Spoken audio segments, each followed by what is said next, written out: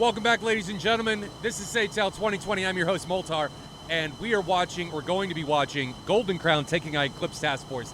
Tomcats against Thunder. Well, not all Tomcats, but more Tomcats than usual, and lots of Thunder. So let's see who is flying today. Flip over, take a look at Eclipse Task Force. We got Dizzy, Breeze, and Riker in JF-17s, Aspen in another 17, Nate Dogg in another 17, and there's somebody else floating around. We got Kingston in another 17. So 6 JF-17s, lots of fence posts, ST-10s, coming from them being launched by those Thunder. And then moving over to check out, camera's got to load, check out Golden Crown.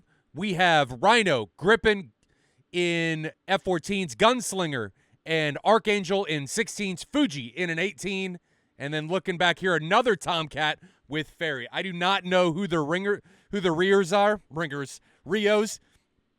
in this matchup. If any of the guys that are flying in today's matchup want to put that information down, that would be much appreciated. But we do have first-person cameras going on, so we've got Rhino on camera 3 and Breeze on camera 4. We do have head tracking right now. I'm going to try and not ruin it by fucking something up, so we will see. Moltar almost always fucks something up, so hopefully I don't do that. But we do have first-person cameras, and guys, I'm going to warn you right now, we're probably not going to have a match tomorrow so that I can dive into VMix and try and get it to work, and get it to work for Wednesday. So just want everybody to know there's probably not going to be a match tomorrow. We're probably going to do, I'm going to work on VMix and see if I can get it to work. And then when we come back, we will have 8 to 12 first-person cameras, 1 to 2 third-person cameras, and TAC view, all at the same time. I don't know anybody else on Twitch that does a stream like that, so hopefully I can make it happen. I'm excited about it. I hope you guys are excited about it. Hopefully it works, and I don't royally screw something up. But it looks like these guys are rolling. At least Eclipse Task Force is rolling, as Breeze leads Eclipse Task Force off with Riker on his left side. It does not look... Oh, there goes Gunslinger. So we can see Gunslinger and Archangel rolling for Golden Crown. Grippin and Rhino getting ready to take off.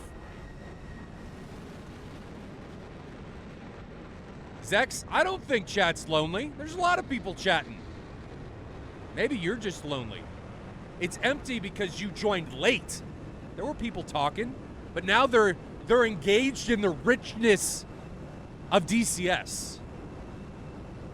So typing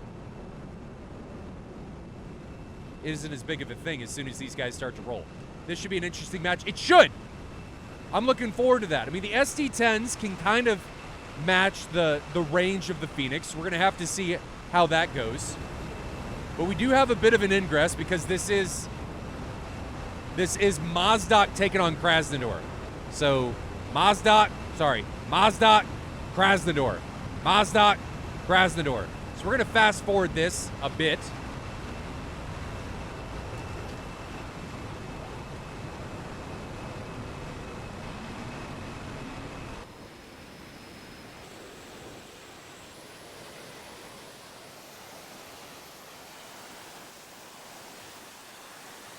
Get this fast forward so we don't have to wait through this ingress, because it is a long ingress coming in here.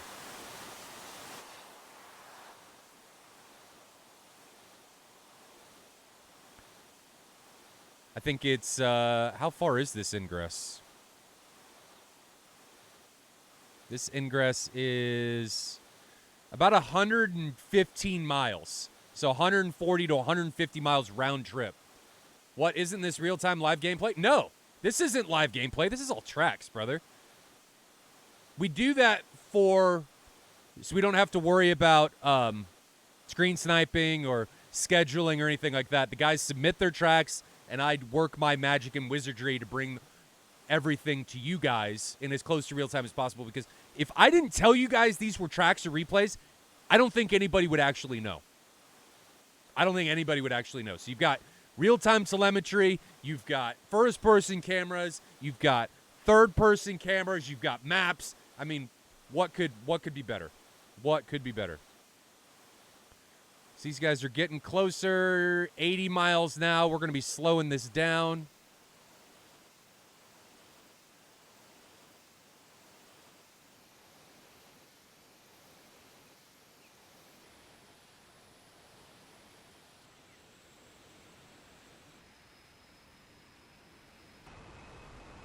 Okay. Make sure we're all synced up. Oh my God, what happened? Tac view. What have you done? There we go. All right, I got to pause this.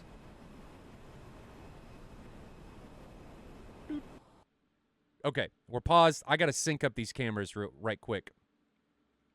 They got a little bit out of sync.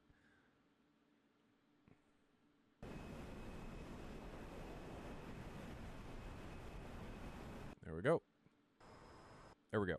Okay, so this is how we sit after the ingress. We've got Golden Crown over here to the left or the west and the Eclipse Task Force over to the right. Golden Crown is much more concentrated than Eclipse Task Force, and Golden Crown launches the first missile with Rhino in his Rio, launching an AIM-54 Mark 47. This is B weapon restriction. This is not A.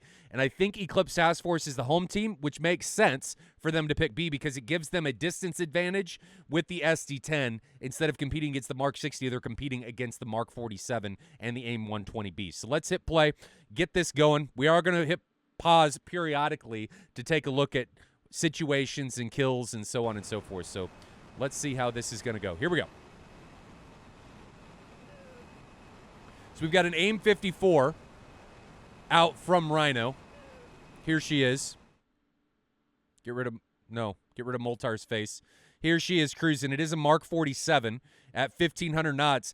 And a Mark 60 it is not. So distance-wise, they are not made from the same cloth. The Mark 60 has an enormous range in comparison to even the Mark 47. And we saw the Mark 47 having a little bit of an aneurysm. Its guidance system short-circuited there for a second. I have no idea what it actually does, but it doesn't do something correctly as it arcs up like that and bleeds crap tons of energy, and then it goes into terminal guidance, and no idea what it's doing but bleeding energy. So it is dead. That missile is toast. SD-10 out now from Riker, and that is coming, it looks like, onto Fuji right here. So let's grab it. And the SD-10, ladies and gentlemen, is a missile that is much bigger than people think it is. It is a large missile. It is big. It's a big boy, and it maintains its energy state quite well at high altitude. So this thing's coming in on Fuji. Here it is. Fuji is not maneuvering yet. Grabbing Fuji's aircraft. Fuji here. So Fuji is not maneuvering. Go to split screen. Fuji is on the right. Missile obviously is on the left, and it is 10 miles away from Fuji. Fuji still has all three of his tanks left. Hasn't launched any of his weapons, so he still has a full load. And that SD-10 is at 1,200 knots, and now Fuji's getting the launch warning. Not the launch warning, but the pitbull warning, and is defending aggressively. Good defensive maneuver, does a split S, jumps a little bit of chaff. You really don't need to do that because you're going to out-energy the missile at this point. Dumping chaff is just wasting your countermeasures. Don't do that, guys. If you're flying, don't waste your countermeasures. Just out-energy the missile. You got to recognize that missile's not under power at this point, so nope. Oh, my God, it's going to... Oh, wow! I did not expect it to get that close to Fuji, but that thing maneuvers quite well at low speed. Quite well at low speed. So that missile got dangerously close to its intended target. AIM-54 now coming out from Gunslinger. AIM-54 out from Gripen. And this is the dead AIM-54 that was launched from Rhino a long time ago. But this missile's already down to about Mach 1. South one's down to about Mach 1. Those things are trashed as Dizzy and Aspen come into him. Breeze and Riker have broken away. They're defending that one that came from Gripen. But nobody really yet willing to get into the nitty-gritty and get into the knife fight. Yeah, Monk, SD-19, is that like a better missile than we're used to? SD-10 is no joke. That thing can make things happen and do them in a big way. Now Nate Dogg launching an SD-10 onto Fuji.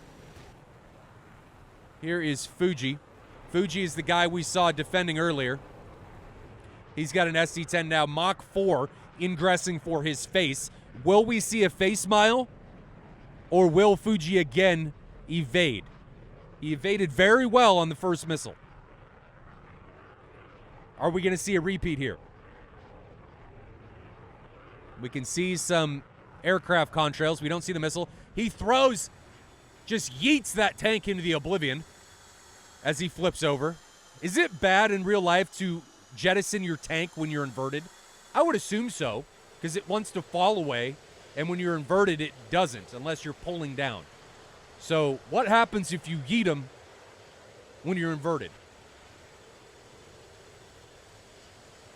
I would think bad things. Bad things would probably be about to happen if you did that.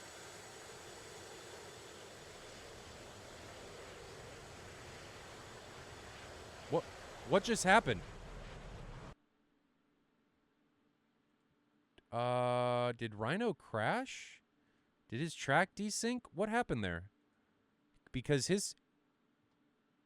that shouldn't have happened.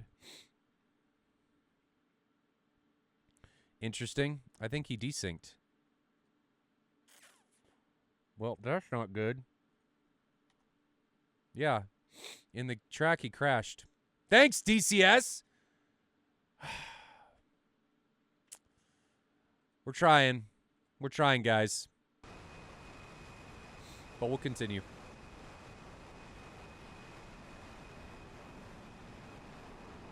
Continuing. No, it wasn't a team kill. He's still alive. It's desync, is what it is in the track, which is unfortunate. Oh, last week? Yeah, there were a lot of team kills last week. Lots of team kills last week. But nothing has happened so far. Let's pause. What am I looking at? Oh, look at this. I didn't want to miss this. I had a note about this. SD-10 coming on into Ferry, and Ferry is right here. The SD-10. Ferry, you are in a world of trouble. Where's that SD-10? SD-10 is about 3.3 miles behind him. Let's hit play. Here we go. Boom, boom, boom. We are oh, and Ferry gets hit, so that missile was actually closer. SD-10s, as of recently, have had a bit of desync, and Ferry gets pounded. He gets taken to school, gets caught too high against the incoming fence post, and gets his wings clipped off. He still has all four of his Phoenix. So that is a huge hit to Golden Crown as they lose their first aircraft. Reminder, Rhino is not dead. He's still alive, but Ferry goes down. That is not a good start for them here. Not a good start at all. Reminder again, Rhino is still alive.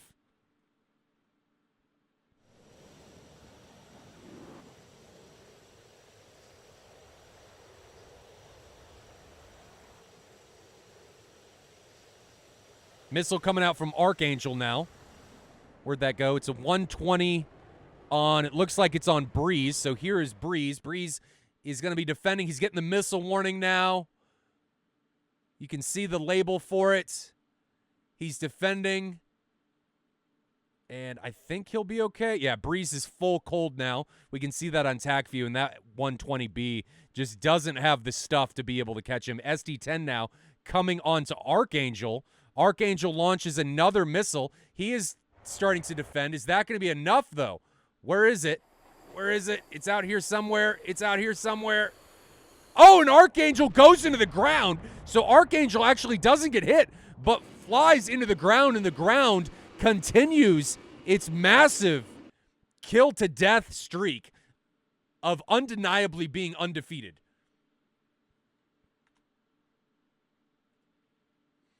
And let's back up and see what happened here on TAC view. So Archangel launches a missile onto Breeze, and then I think he actually waits a while to try and get a missile off. Yeah, he waits. He tries to wait to get a 120 off. He is at 6,000 feet. And split S's from 6,000 feet, they don't work out too well. They usually result in you flying into the ground, and that's exactly what happens to Archangel as he tries to split S without the needed altitude and plows and digs his own grave. And unfortunately, the F-16 is not a tractor. It doesn't do too well. Ground continues its utter and complete dominance over the aircraft and chalks another W up with the victory. So we've gotten 2 quick losses. Ferry died to an SD-10. And we can actually back up and see that one. So Ferry's right here. He dies to an SD-10 launched from Nate Dogg. How fast is this? No, that one's actually on Fuji. SD-10 launched from Kingston. Mach 3 when it's halfway there. Maintains energy quite well. By the time it gets close to his aircraft, it's actually closer than we see it here on TAC view. It's going to be about Mach 1.5, and Ferry gets blindsided as he's still at 12,000 feet, guys. You have to anticipate these shots as they come in. You have to. If you get caught by a Phoenix or an SD-10 or really any missile at 12,000 feet and it has any type of energy left, you're going to be dead. You're going to go home in a body bag, or you're going to need 2 body bags for an F-14 because of the Rio. But you don't want to get caught. I mean, how far away was he? Kingston, 20, 30 miles. Oh, that's a long shot. 31,000 feet. Mach 4. So the SD-10 just maintains its energy really, really well. And Ferry just doesn't turn around. He carries on. Missiles at 40. He's actually at 20,000 feet. So he's just too high for too long, and he gets taken down. That's unfortunate. That is unfortunate. But now we're down to a 6v4. Remaining pilots for Golden Crown are Rhino, Gripen, Gunslinger, and Archangel. Get the TAC view caught back up. Here we go. Jumping back into the action.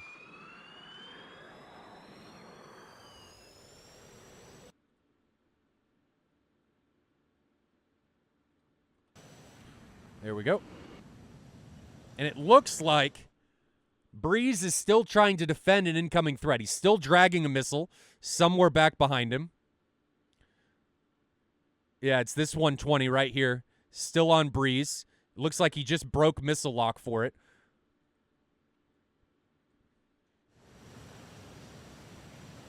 Nate Dogg sends a SD-10. Looks like that one is on Gripen. He's ingressing now against Gripen and Gunslinger as a singleton. A little bit worried about his positioning. He is very isolated from everybody around him. Here is his aircraft. Jettisons those tanks. He's still got 2 SD-10s on him and 2 PL-5s. He is now one-on-one, mano-a-mano with Gunslinger. Is he going to be able to make something happen in this one-on-one situation that's coming or taking place now? Both pilots, well, Gunslinger actually looks like he's breaking off. Nate Dogg may be able to make something happen. He launches an SD-10. That's not a bad launch. How far away was he at that launch? 5 miles. Gunslinger is in Pain Train inbound, and it is somewhere behind him. Just came off a boost. Here it comes, and right behind him. Is it going to catch him? Yes. Unlubricated tail shot. Gunslinger goes down, and things have gone from bad to worse to catastrophic for Golden Crown. They are down to 3 pilots now. 3v6. This is terrible from them. And now, if we look up here to the north, Breeze has launched an SD-10 just now onto Rhino. SD-10 onto Rhino. Rhino is low. How high is Breeze? Breeze is at 6,000 feet, about co-altitude. And they are, how far away are they? They are 10 miles. And Rhino looks like he's actually turning back into Breeze. That could be a problem. Oh, look at this. Look at that one. So Breeze actually put one onto Fuji. And Fuji looks like he's about to get bamboozled or blindsided by this SD-10. We missed that coming from Breeze. Where is it? Oh, dear. Oh, dear, oh, my. SD-10, 2 miles away. Fuji is turning into it. Oh, no. Oh, no. Fuji. I hope you know what's about. He's got to be able to see that through his canopy and recognize that he is about ready to be obliterated. Here we go. And Fuji takes it, gets taken down, and now instead of it being a 3v6, it is a 2v6. Gripen and Rhino are the only two remaining for Golden Crown, and Eclipse Task Force has 6 pilots still in the air. Count them, 6. Riker, Breeze, Kingston, Nate Dogg, Dizzy, and Aspen, and Rhino and Gripen are all by themselves. All by themselves. Oh, and then Gripen disconnects. No! Now Rhino is all by himself. This is terrible.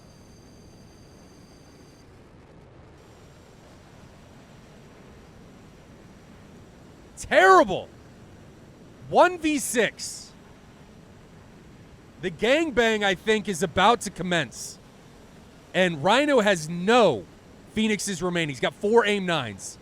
So he doesn't even have enough missiles to do anything for the entirety of his opposition. He'd have to utilize his gun.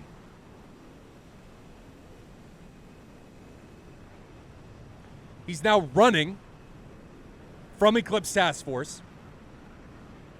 Can we have a mercy rule?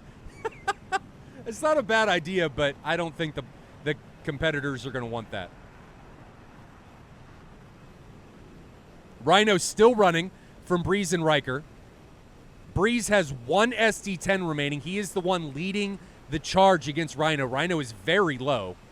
He's Saunter right now. Well, he's Buster right now. Not Saunter, Buster. Full RPM, non-blower.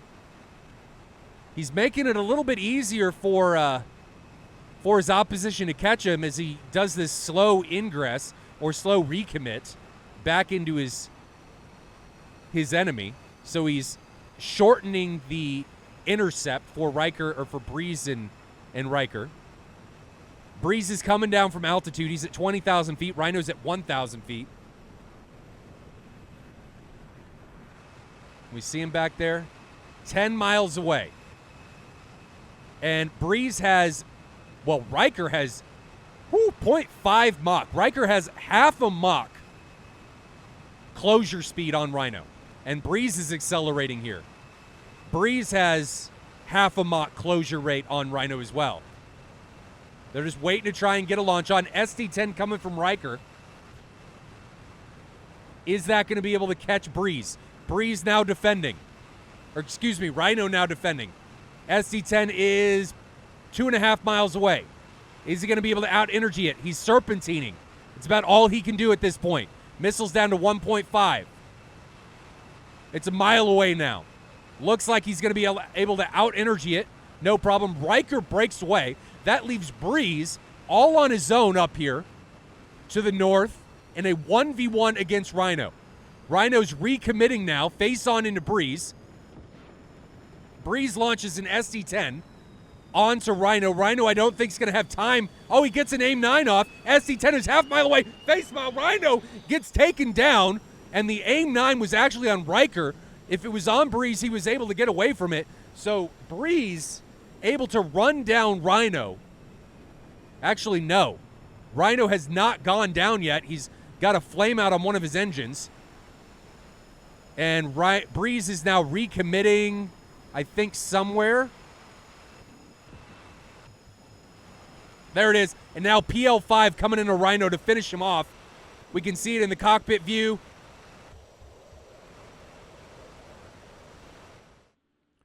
From Breeze, is it going to impact? I don't think it's going to catch him. And he's going to have to continue to run down Rhino. He's still behind him. He's got one more PL5 left. 2 miles behind Rhino now. And Rhino he's missing an engine, and I think he just lost hydraulics. No, he still has hydraulics, and he got hit by something. Think it was something hit him. But now he's dead. He flew into the ground, and Rhino is no more after getting taken down and run down by Breeze. Monk, AIM-9s? He had 3 AIM-9s, but he didn't have the energy to recommit. My D hit him. You must have a big D to be able to reach into a virtual field and smack people in the face. But great job. Great job by Eclipse Task Force there. Great job. Tomcat died very hard.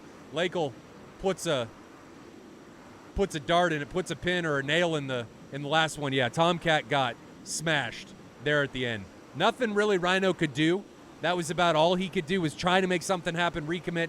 Didn't have any Phoenix, so he had to get close. But well done.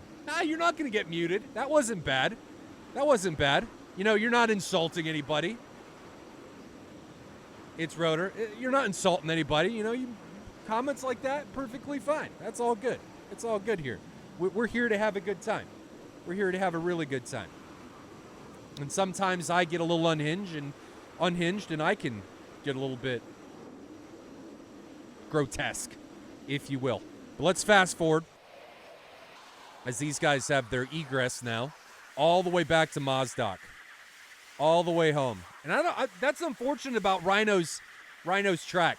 That's sad. This is only a game to have some fun, so all is valid. Yeah. As long as you're not being a dick, and that is, you don't violate that rule, it's all good.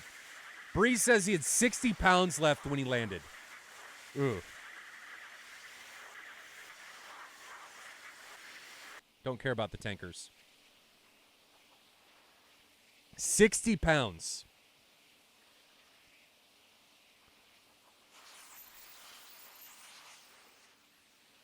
Looks like Breeze is rejoining with somebody. He's rejoining with Riker. Flies by Riker, goes up inverted. There we go. Now he's back in trail. Not bad. Let's see that formation flying, Breeze. Let's see it. I want to see it. I really like the live tac feed. I do too. I'm glad we can make it work. It's not neat. I bought my first module, and now I really enjoy. Dude, what you need you didn't. Let me compose my thoughts here before I try and speak. So you didn't enjoy the TF-51 or the SU-25? What module did you get, Rotor, if you don't mind me asking? It's not, he doesn't only have fun roundabout, he has addiction waiting for him. F-18. F-18 is a solid module. It's a solid module. I hate flying it because to me it flies like a dump truck. I just don't. I like the F-16. I'm more of a one module guy. I fly one thing, and that's all I fly. I used to fly the Su-27. Before that, it was the A-10. I like the F-16. I don't have time for my flying to be able to get that many modules in. How come they are doing landings? Maybe me misunderstanding. It is about PvP, but in air combat, I'm going to slow this down now.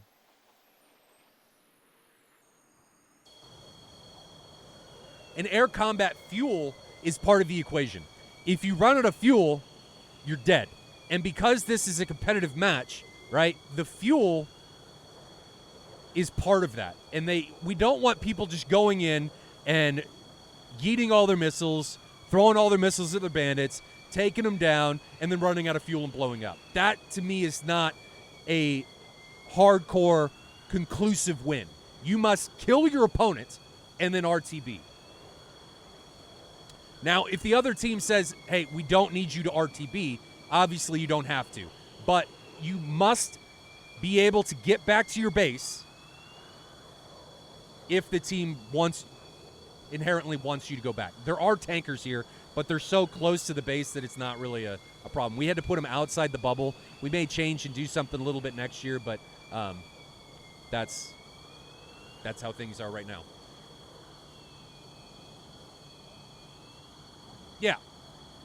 Isa, there is no... So, what you guys see here, for anybody that doesn't know, what you guys see here with labels and stuff and external views, the pilots can't see that.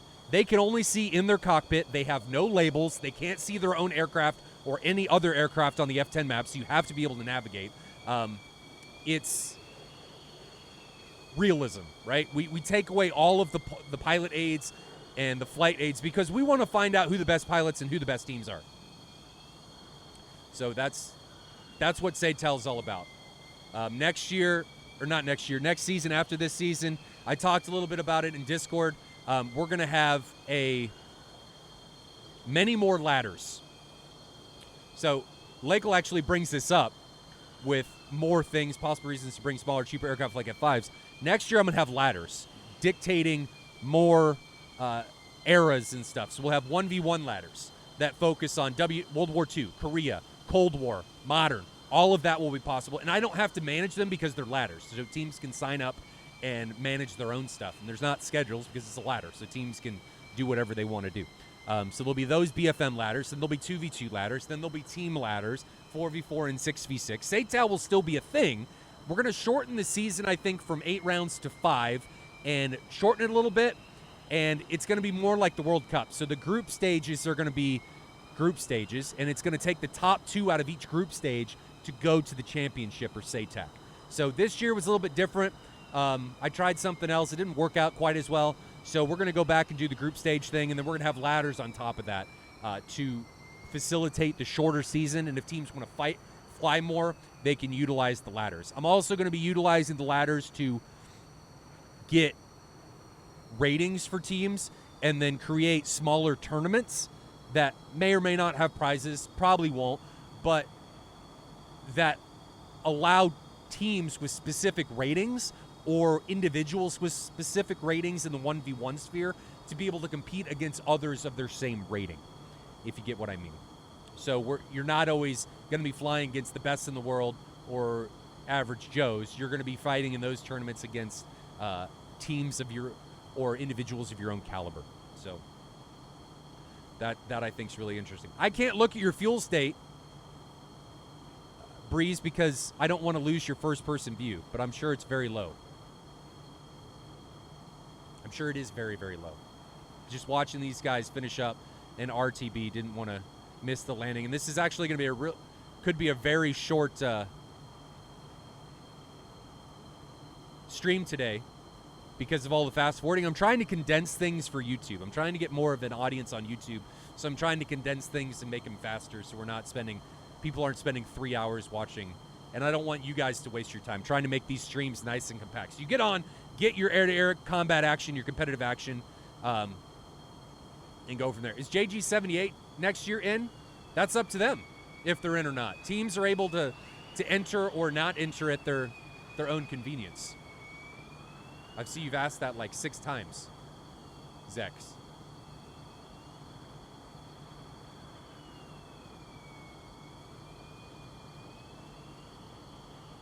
Yeah, Major Havoc, they do need some work, but SATAL this year has run virtually entirely on its own, so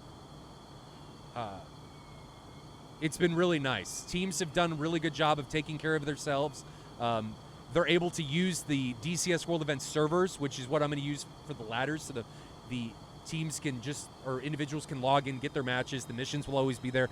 People don't have to worry about their opposition cheating with using TACView live, real-time telemetry or whatever. You're able to just do it all using the resources that I put up there. As far as is there a TeamSpeak? No.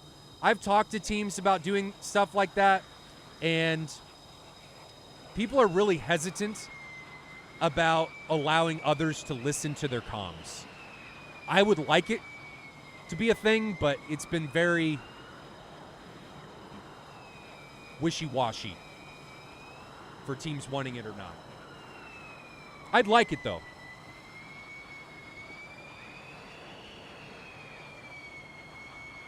It's Rotor. Why are you using TeamSpeak? TeamSpeak actually has better voice codecs than Discord.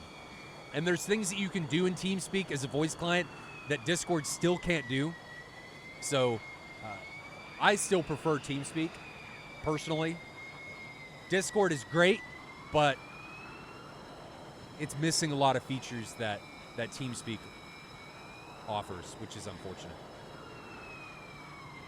And Breeze puts it down, solidifies that match after Nate Dogg put it down for Eclipse Task Force. So, guys, I'm going to send you back to the Supercut. Probably be right back screen so I can get the next match or everything, not next match, next round ready to go. Hopefully Golden Crown will be able to come back so we can go to round 3. Welcome back, ladies and gentlemen. We are back in the air. We're really close to things getting kicked off. We actually have a couple missiles already in the air. Just trying to condense everything down so that we can jump into the action without everybody just hanging out and watching these guys ingress. We have seen that time and time again.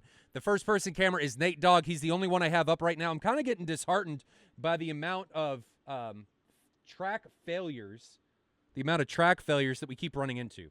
So what this is leading me to think that I should be doing is instead of first-person tracks, I should be going back and utilizing the main track and just give you guys like an F4 view like this.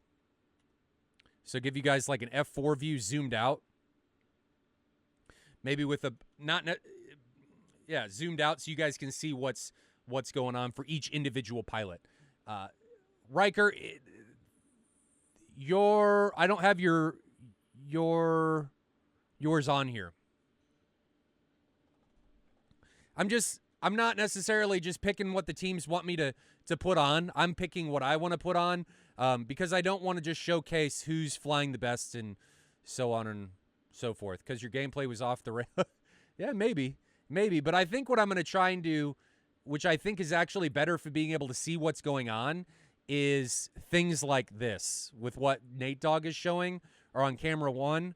I think this is easier to see what's going on. We can't see where he's looking, but I think it's better to be able to gain from a viewer standpoint of what actually is going on around him and in combat and so on and so forth. Because the more I look at the first-person cameras, the less you're able to see because of the field of view and all that stuff. So we're going to see what I end up doing, but that's a high possibility that we're going to see a view similar to Nate Dogg's of every jet that's flying or every combatant that is flying. But we're going to hit play. Nobody's died yet. We are 48 minutes into this match. They didn't take off until like 33 minutes. So we're 48 minutes in. Here we go. All right. So we are underway. Currently, Gunslinger and Fuji are very far into the Eclipse Task Force lines, as well as Archangel and Gripen. And we are actually... Oh, Rhino and Challenger are way back here. Look how far away Rhino and Challenger are. They are so far out of the engagement. I'm really worried that they are going to be able to do anything from this far away before something happens up here. Because right now it's a 6v4. Eclipse Task Force has 6 pilots in the area just over Bullseye, and Golden Crown only has 4. So really worrying the position that Golden Crown has put themselves in right now. Riker, Kingston, and Breeze are in a scuffle against Gunslinger and Fuji, so 3v2 here to the south, and then up to the north, because I'm not counting Gripping, see so far away. We have a 3v1. Archangel taking on Nate Dogg, Dizzy, and Aspen. But really it's going to be a 1v1 with Nate Dogg recommitting here. We can see him here recommitting against Archangel. Lighten that afterburner. Archangel still running away. And they are separated by right around... How far away are these guys from one another? They're 13 miles away. So they are within SD-10 range. Archangel, if he got launched on but at this range, would have to do some serpentining to try and get away from an incoming threat. Breeze, meanwhile, down here to the south, thought about coming in against Fuji, but recognized that he got a little too isolated or was by himself a bit too far and would have been a 1v3 and smartly turned around. Back up here to the north, Archangel thought about recommitting, but all that did when he made that decision to almost recommit and then break back away, it just increased the closure rate for Nate Dogg. So when if you guys do this in real sim, you got to make sure that you're committing to something, because when you waffle like this, you're just increasing the closure rate for your opponent and the missile. SD-10 now coming in onto Archangel, and that's going to be a dangerous shot. That is a very dangerous shot. Here's the SD-10 coming on Nate Dogg or onto Archangel. 4.5 miles, 3 miles now. It's still got a lot of juice on it. Under a mile. Archangel is in a world of trouble. He's not notching, not committing any type of defense, and I think he's going to be the first casualty. He's going to go down as that one connects with his aircraft, and Archangel spins out of control in his ninja squirrel fodder. He is gone.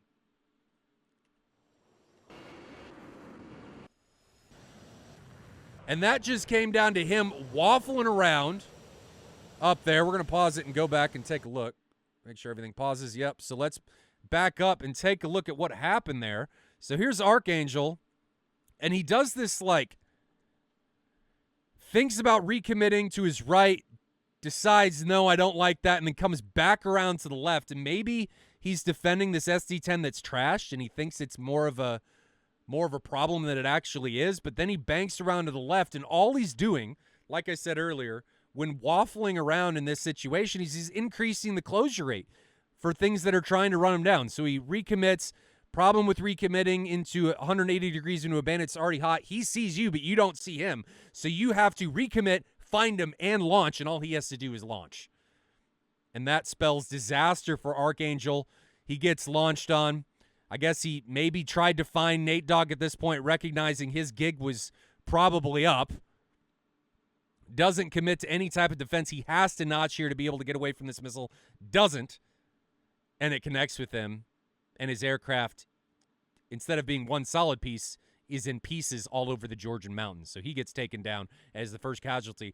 And still, Challenger and Rhino are not to the fight yet. Still, they're not to the fight yet. I think this is disastrous for their side. This is a prime, and I don't remember if they did this in round one, but I think this is going to be a primary indicator of how this round's going to go. Them not committing into the fight with the rest of their team.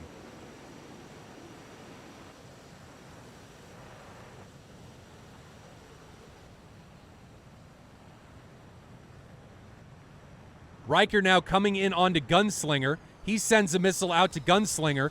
Gunslinger's got to try. He launched. He waited. Why did he wait? 120B. Here it comes. That's his 120B. Where is it? It's behind him. There it is. Half mile. So he waited. Is that going to spell doom? I think it is. He waited. And if he hadn't waited, I think he would have been able to get away from that missile. But he waited. Why did he wait? Why?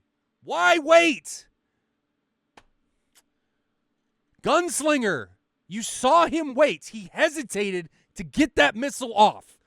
And since he hesitated, it gave the missile that much more time to close the distance on him, and he got ramrodded. And meanwhile, while that was happening, we actually had two other guys go down. So we had Kingston take down Fuji. Let's back up and see if we can see it. Kingston takes down Fuji right here. So Fuji gets hit by this SD-10 that comes from Kingston. How far away is that?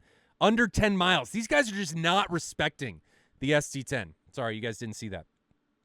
Not respecting the SD-10. They're getting in close, and they're trying to out-energy it. And out-energying a missile that has this much energy, and you're this close, it's just not going to happen. Flat out not going to happen. Fuji tries to do it. Oh, he does. He actually out-energies it. I'm talking out my ass. So he gets by that SD-10, launches a 120. Looked like that one was going for breeze. He gets away from that one. Gets away from a second one. He's able to notch right across the nose of that missile. And now he's back into a head-on incursion with Kingston. This time it's under 7 miles. He's 6 miles. He hesitates to get that 120 off. And I think it's going to be a replay of what happened with Riker and Gunslinger. And he gets hit. He hesitates and then actually recommits into the missile. And when you recommit, you solve all of the problems for the missile. If he would have broken away, that missile may have run itself out of energy as it had to turn to try and stay with them, but he recommits into it, I guess thinking that missile was dead, but it wasn't dead, says hello, and takes Fuji out. So Fuji gets taken down, and then Challenger, who hadn't even made it to the engagement area, disconnects. So Challenger might as well have not even have taken off because he was so late getting to the fight 2 people had already died. 3 people had already died, excuse me, before he even got here, and then he disconnects. That is not a good happening of events for Golden Crown. 6 pilots still remaining for Eclipse Task Force, and Gripen and Rhino are the only ones left. Only ones left for Golden Crown.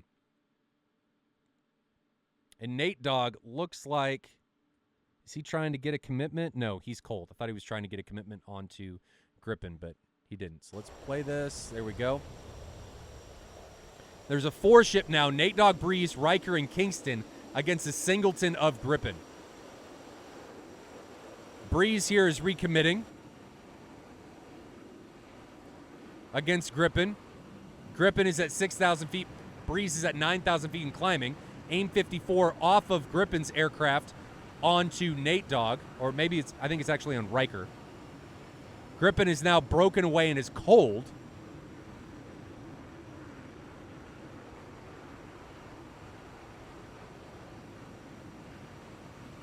Is Riker going to be able to get away from that AIM 54? AIM 54 is dead. So it's not tracking anybody. Flew right by. Riker broke away, lost lock. Good defensive flying by Eclipse Task Force. They have yet to take a casualty. No one from Eclipse Task Force has gone down yet. Breeze is still committed onto Gripen. Running him down. Gripen full cold. Buster. He's got 1 AIM 54, 2 AIM 7s, and 2 AIM 9s remaining. Meanwhile, up to the north, Rhino is in no man's land.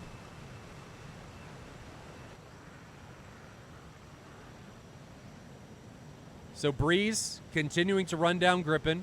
Nate Dogg on Gripen. Rhino, I guess, is looking to try and make something happen up here to the north. Possibly with Dizzy. So here's Rhino. 2 F-14s for Golden Crown remaining.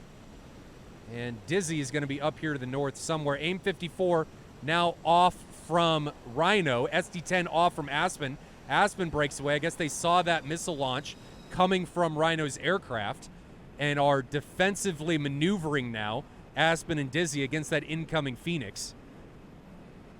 Meanwhile, Rhino is not defending against that SD-10.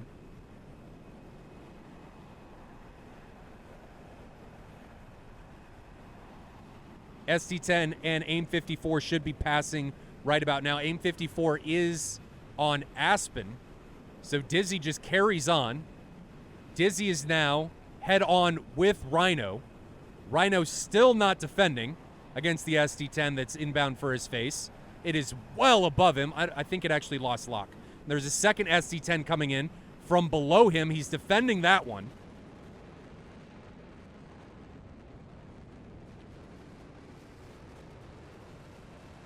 So Rhino now defending the second SD-10 that was launched from Dizzy. Dizzy, I think, is recognizing nothing is on him. He can see the contrails from Rhino's aircraft and is now committed into him. Both combatants are now back into one another.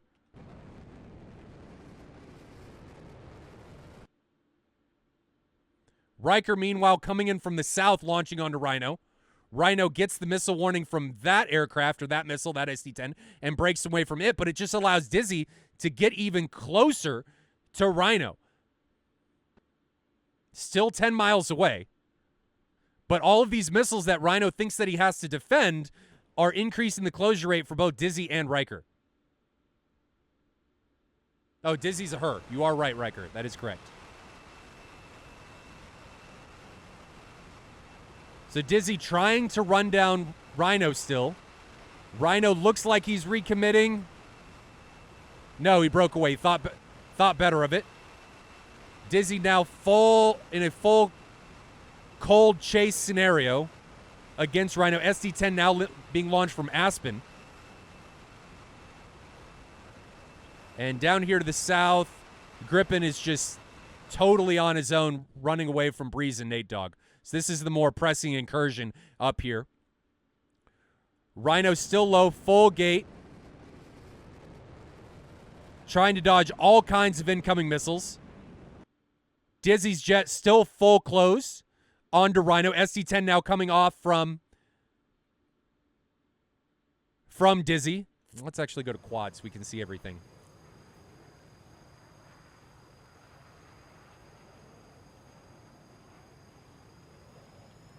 Trying to give you guys F5 views, but I can't yet, as they're not close enough. And Rhino's just having to defend all kinds of things that are coming for his face. He's in a world of trouble. He's being pursued by 2 aircraft. There are, count them, 5 missiles in the air on his jet. Down here to the south, Gripen is still trying to get away from Nate Dogg and Breeze. He's doing a pretty good job of it. Rhino still running from Dizzy and Riker. I'm actually going to flip this one to...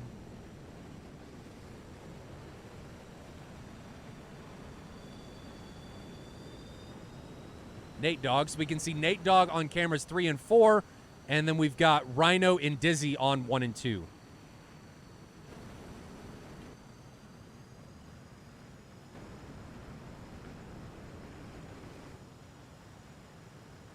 Rhino's still full cold. Dizzy's trying to close. She's trying to make something happen here.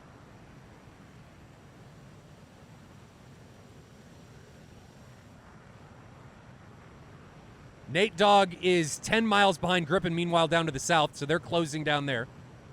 And we've just got 2 full cold tail chases. GC, Rhino, and Gripen being heavily pursued by the 6 remaining combatants of Eclipse Task Force. Missiles everywhere. Gripen now looks like he's thinking about recommitting into this fight against Nate Dogg. There it is. So Nate Dogg is now head-on against Gripen. Gets a missile lock onto Gripen with his PL-5. 2.5 miles away. I like that he's waiting on the launch. There goes the PL-5 onto Gripen. That's going to connect, and Gripen gets taken down. He is gone. And meanwhile, Dizzy finally gets a missile off onto Rhino, and that connects. So simultaneously, Gripen and Rhino recommit, but they both eat PL-5s. I guess they felt that is all they had left, and they both get taken down simultaneously within 5 seconds of one another. Man, that was a rough go of it for Golden Crown. Very rough go. As Eclipse Task Force again has 6 pilots remaining, and I don't believe they're going to make them RTB. With 6 pilots remaining, I don't think there's a reason for us to watch them RTB. Man, that was rough. Golden Crown got bamboozled. 12 losses, no kills. 2 disconnects. Yeah, but Breeze, I'm sure you had to RTB, but there's no point in us watching you guys RTB. It's just, you have 6 pilots remaining. One of you at least is going to make it back. There's no reason for us to focus on that. So, our next matchup, let me take a look, it's going to be Wednesday. We're not going to do one tomorrow because I'm going to try and get more cameras set up here and make that happen. So our next matchup is, today was Eclipse Task Force versus Golden Crown. So put this on the 10th. Our next matchup is going to be Joint Task Force France. Have we seen that one yet against Grim Reapers? I don't remember if we saw that one yet or not. I'm getting confused at where we are in the schedule. So tomorrow's match is going to be a surprise. That's what we'll just say. I got to talk to Alpha Whiskey, see where we are with the supercuts and stuff. Tomorrow, or not tomorrow, Wednesday's match will be a surprise. Navy Doc says we've already seen Joint Task Force France against Grim Reapers, so we won't see that one. That means next match is going to be 64th Aggressors against TAW. That will be tomorrow's match. Diamond League again, Wednesday's match, not tomorrow. Wednesday's match will be 64th Aggressors against TAW. I think that'll be a solid one. Will 64th be able to reclaim and get a victory? They lost to TAW last time in a 2-1 event. Will 64th be able to make something happen in this one? I don't know. We're going to have to see. That'll be Wednesday's match. I'm going to try and get VMix working tomorrow, so no match tomorrow. Just be aware. No match tomorrow, because I'm going to work on getting multiple cameras because we are to the point where we can make all that happen. So until next time, ladies and gentlemen, That'll be Wednesday, 1600 Zulu. 64th Aggressors taking on TA. Fly safe in those virtual skies, and I'll see you guys later. Have a good one.